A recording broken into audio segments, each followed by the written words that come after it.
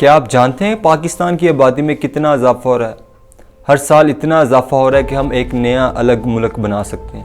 یہاں ایک سال میں اتنی زندگی کو جنم دیا جاتا ہے جتنی سنگاپور جیسے ایک ڈیولپ کنٹری کی ٹوٹل آبادی ہے۔ سنگاپور کی ٹوٹل آبادی اس وقت 60,40,000 ہے اور یہاں پاکستان میں تقریباً 60 لاکھ سے زائد بچوں کو پیدا کیا جاتا ہے ہر سال۔ اگر ہم بات کریں پاکستان کی آبادی کی تو پاکستان اس وقت دنیا کا 5واں سب سے بڑا ملک ہے، اور اگر ہم بات کریں پاکستان کی مردم شماری کی جو کہ 2017 میں پاکستان کی کل آبادی تقریباً 20 کروڑ سے زائد تھی اور 3 سے 4 کروڑ اضافے کے ساتھ 2023 کی مردم شماری میں یہی تعداد 24 کروڑ سے بھی زائد ہوگی۔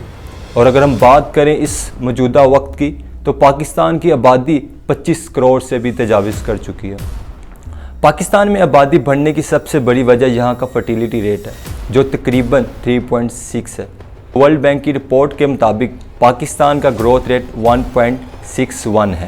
اس کا مطلب یہ ہے کہ 2050 میں پاکستان کی آبادی 38 کروڑ سے بھی تجاوز کر جائے گی، تو پاکستان 2050 میں تقریباً دنیا کا چوتھا بڑا ملک بن جائے گا۔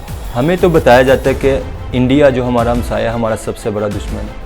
ہمیں کبھی کبھی یہ بھی بتایا جاتا ہے امریکہ ہمارا سب سے بڑا دشمن ہے جو آئے روز ہمارے خلاف سازشیں کرتا ہے، تو کبھی کہا جاتا کہ یہودی ہمارے سب سے بڑے دشمن ہیں۔ کبھی آپ نے سوچا در حقیقت ہم ہی خود اپنے سب سے بڑے دشمن ہیں جو ہر سال 50 سے 60 لاکھ لوگوں کو پیدا کر رہے ہیں لیکن ہمارے وسائل محدود۔ اگر یہی صورتحال رہی تو پاکستان کی حالت بد سے بدتر ہوتی چلی جائے گی۔